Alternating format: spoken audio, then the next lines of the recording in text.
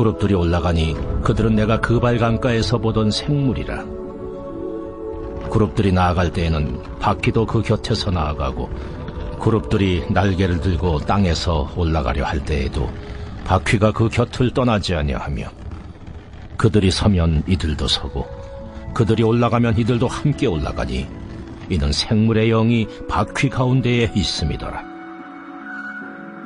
여호와의 영광이 성전 문지방을 떠나서 그룹들 위에 머무르니, 그룹들이 날개를 들고 내 눈앞에 땅에서 올라가는데 그들이 나갈 때에 바퀴도 그 곁에서 함께 하더라. 그들이 여호와의 전으로 들어가는 동문에 머물고 이스라엘 하나님의 영광이 그 위에 덮였더라. 그것은 내가 그발 강가에서 보던 이스라엘의 하나님 아래에 있던 생물이라.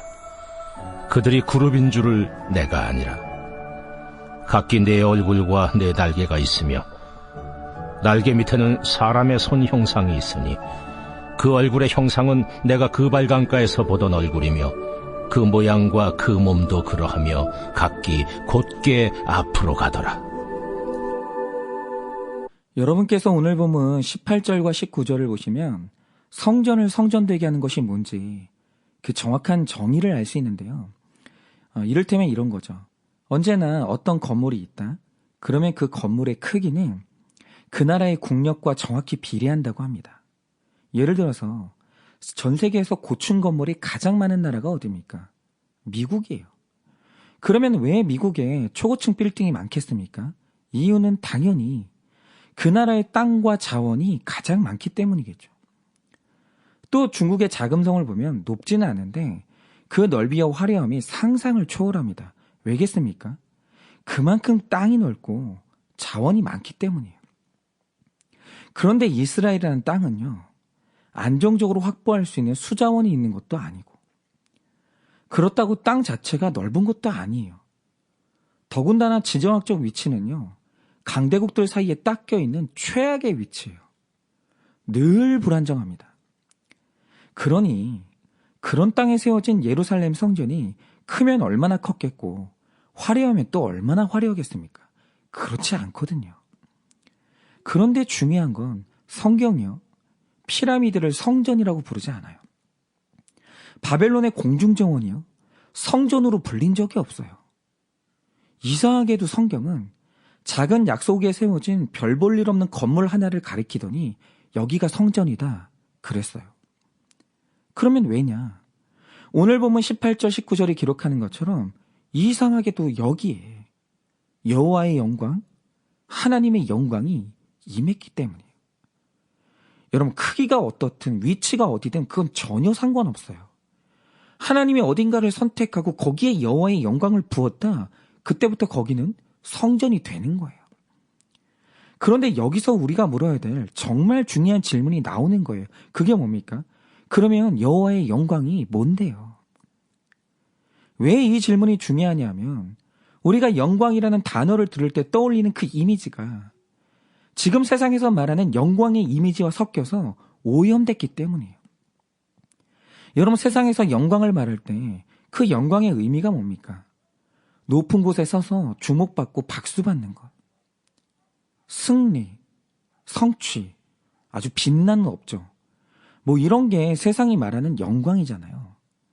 그런데 성경이 말하는 영광은요, 그런 게 아니에요. 그러면 여호와의 영광이라는 건 뭐냐? 한번 잘 들어보세요. 이스라엘 백성이 출애굽해서 광야를 걷기 시작했을 때 가장 먼저 나타난 게 뭡니까? 햇볕이 뜨거운 낮에는 구름 기둥이 그들을 덮으면서 그늘을 만들었고, 기온이 확 내려가는 밤이 되면 불기둥이 나타나면서 그들을 따뜻하게 보호했어요. 그런데 그들을 따라 다녔던 이 이상한 구름 기둥과 불 기둥이 뭘 의미하냐? 지금 여호와 하나님의 영광이 먼지를 뒤집어 쓰고 광야를 방황하는 이 노예 집단에게 임한 거예요. 그런데 하나님의 영광이 나타나자 어떤 일이 일어나는가? 자, 여러분, 이스라엘이 머물렀던 광야는요, 물도 없고 풀도 없어요. 안정적인 정착지도 없었어요. 그런데 거기에 무슨 가축이 있겠어요?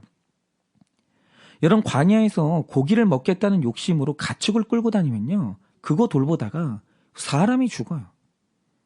그래서 광야의 이스라엘은요, 끌고 다닌 가축이 없었어요. 그런데 이상한 게 뭔지 아세요? 그들이 광야 생활을 하는 내내 그들의 주식이 고기였어요. 가축이 없는데 그들이 고기를 먹고 살았어요. 그리고 더 기가 막힌 건 광야에서 이들이 물을 얻었다는 건데 성경을 보면 모세가 어디에서 물을 냈다고 기록하고 있습니까? 지팡이로 반석을 쳐서 쪼갠 다음에 거기서 물을 냈다는 거예요. 그런데 여러분, 이 기록에서 반석이 뭔지 알면요, 반석을 쪼갰다는 것도, 거기서 물이 나오는 것도 이건 사람의 일이 아니라는 걸 우리가 알 수 있어요. 여러분, 광야에 있다는 모세가 지팡이로 쪼갰다는 그 반석이 뭔지 아십니까? 그게 화강암이에요. 그런데 여러분은 이 화강암이 얼마나 단단한지 아십니까? 우리나라가 건축하기가 정말 힘든 나라인데 이유가 뭐냐면 굉장히 많은 땅이 화강암으로 이루어져 있거든요.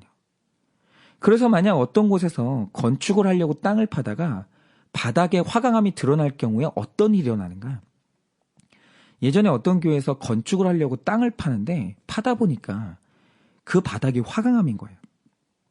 그런데 당시에 이 단단한 걸 파내는 방법이 딱 두 개였는데 하나는 다이너마이트로 폭파하는 거였어요. 그런데 이게 아니고 만약에 깨서 돌을 제거하려고 하면요, 이거는 공사 기간이 어마어마하게 늘어나요. 그런데 하필이면 그 바로 옆에 전철 선로가 있어서 다이너마이트를 못 썼어요. 그래서 남은 하나의 방법이 굉장히 독한 산성물질로 이 바위를 녹이는 건데 화강암이 얼마나 천천히 녹는지 예상했던 것보다 기간도 대폭 늘고 비용도 천문학적으로 들어서 굉장히 애를 먹었다는 거예요.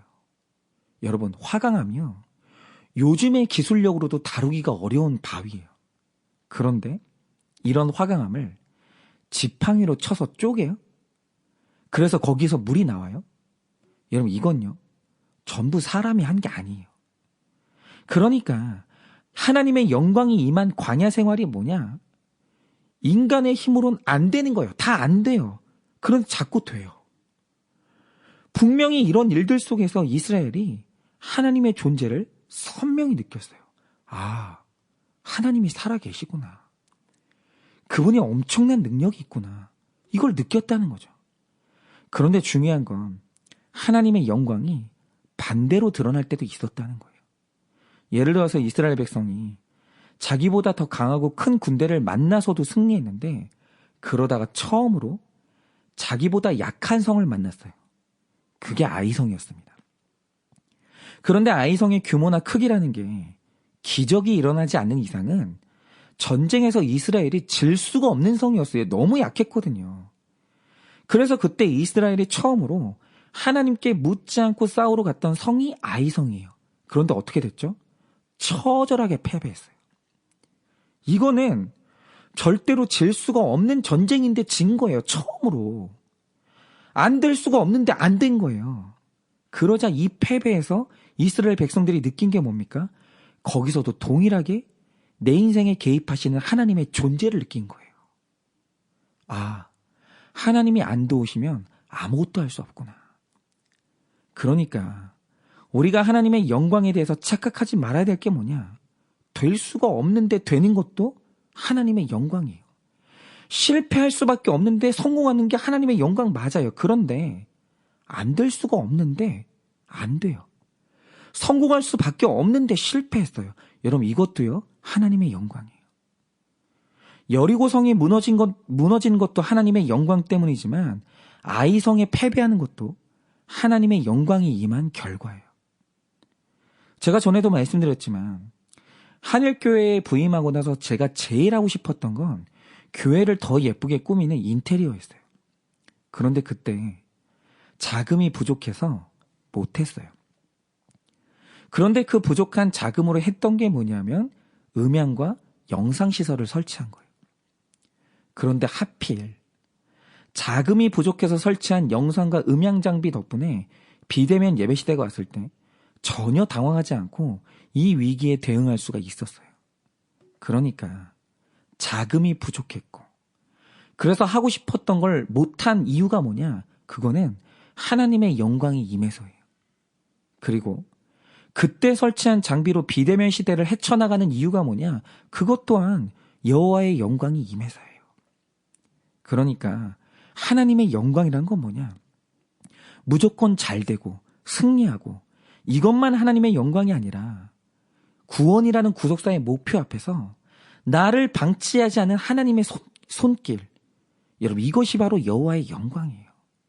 그래서 구속사를 이루어야 되는데 내 자존감이 너무 낮으면 나를 높여주시는 게 하나님의 영광이고, 내가 구원받기에 너무 교만하면 나를 쳐서 복종시키고 낮추시는 그것도 하나님의 영광이에요. 여러분 잘 들으세요. 구속사는요, 내 뜻대로 안 되는 게 구속사예요. 안 될 것 같은데 되는 것이고, 될 것 같은데 안 돼요. 그런데 그렇게 하나님 손에 이끌리다 보면 하나님의 뜻대로 내 구원이 성취되는 순간이 바로 하나님의 빛나는 영광인 거예요. 그런데 오늘 말씀을 보시면 모든 것을 자기의 뜻대로 움직이시던 하나님의 종들, 그룹들과 생물들과 이 바퀴들이 여호와의 성전에서 철수하면서 18절을 보면 여호와의 영광이 성전 문지방을 떠났다고 기록하고 있어요. 그러면 여러분, 여호와의 영광이 떠나는 곳에서는 어떤 일이 일어나는 줄 아세요? 여호와의 영광이 없는 곳에 들리는 딱 두 가지의 소식이 있어요. 그게 뭐냐? 인간이 마음먹은 대로 다 된다. 노력은 나를 배신하지 않는다. 이렇게 인간은 뭐든지 할 수 있다는 긍정의 구호와 아무리 해도 안 된다는 이 비관적인 양극단의 구호만 남는 거예요. 왜요? 거기에는 인간의 삶에 개입하시고 변수를 만드시는 하나님이 없거든요. 그래서 거기는요, 인간이 할 수 있는 일은 되고 인간이 할 수 없는 일은 안 되는 거예요. 그 이상의 다른 일이 안 일어나요. 그래서 하나님이 없는 세계의 인간은요, 내 뜻대로 다 돼서 교만하거나 내 뜻대로 되는 게 하나도 없어서 좌절한 인간밖에는 없는 거예요. 평안한 인간은 없어요. 겸손한 인간은 없어요. 여러분, 거기서 내 인생에 개입하는 하나님의 손길을 느끼거나 누군가 나를 인도한다는 섭리를 전혀 못 느끼는 겁니다. 그러니 그 인생이 얼마나 불안하고 외롭고 두렵겠습니까? 내가 무너지면 모든 게 무너지는데 얼마나 무겁겠냐고요. 마음의 평안함이 전혀 없는 거예요. 제가 얼마 전에 한 지체를 만났는데 이 지체의 인생을 가만히 들어보니까 정말 하나님의 여호와 하나님의 영광이 임한 인생이에요. 이 지체의 어린 시절 이야기를 들어봤거든요. 그런데 그럴 수가 없어요. 이런 경험을 한 사람이 소수점일 거예요. 그럴 수가 없는데 늘 천재 소리를 듣고 남들보다 훨씬 더 빨리 교육 과정을 이수하고 그러면서 남들은 할 수 없는 성취들을 다 하고 살아왔어요. 여호와의 영광으로. 하나님이 이 지체의 인생을 어떻게 쓰실지 모르겠지만 하나님의 영광이 함께하는 어린 시절이었어요. 그런데 여호와의 영광이 그 지체와 계속 함께했어요. 그래서 또한 일어나는 일이 뭔지 아십니까? 이 친구가 걸어온 그 열심히 산 시간을 보면요, 도저히 그럴 수가 없어요. 그런데 갑자기 모든 게 안 되기 시작해요. 제일 잘하고 쉬웠던 게 공부인데 갑자기 시험을 보면 다 떨어지고 취업 문을 두드리면 안 열려요. 여러분, 우리나라에서는 공부 잘하는 사람은 어디에서나 떠받들어지면서 상전 대접을 받거든요.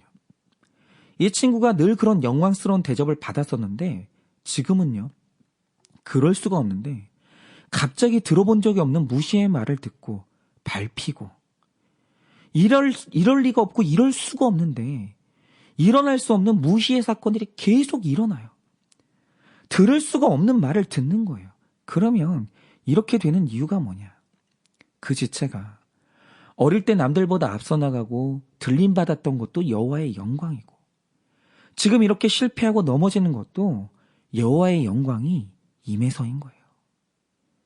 이 지체의 구원을 위해서 하나님이 개입하시는 거예요.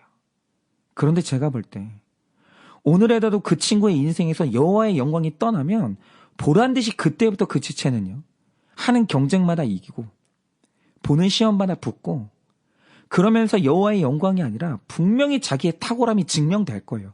그만큼 탁월하거든요. 그 똑똑함을 보면요, 그럴 수밖에 없는 친구예요. 그런데 또한 그러다가 교만의 끝자리에서 지옥에 안 갈 수가 없는 친구예요. 여러분 정말 신기하지 않으세요? 이 지체한테요, 여호와의 영광이 오늘 떠나기만 하면 성공할 수밖에 없고 또한 지옥에 안 갈 수가 없어요. 그런데 오늘 그 지체에게 여호와의 영광이 임하사 될 수밖에 없는 지체를 안 되게 하시고, 그래서 또한 갈 수밖에 없었던 지옥을 안 가시도록 굳건히 붙드는 거예요. 여러분 이것이 바로 여호와의 영광이에요. 그래서 오늘 그 지체가 이 설교를 듣는다면 꼭 해주고 싶은 말이 있어요. 그 지체에게는 오늘 여호와의 영광이 임한 거예요.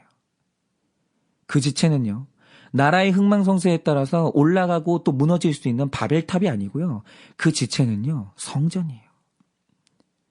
하나님이 그 지체의 구원을 반드시 이루신다는 거예요. 여러분, 오늘 여러분에게는 어떤 여호와의 영광이 임하셨습니까? 내 힘으로는 도저히 될 수가 없는 사건인데 됐습니까? 그래서 하나님의 임재를 강하게 느끼고 있습니까? 그런데 반대로 안 될 수가 없는데 실패했습니까? 그러면 거기서도 하나님의 영광을 느끼시나요?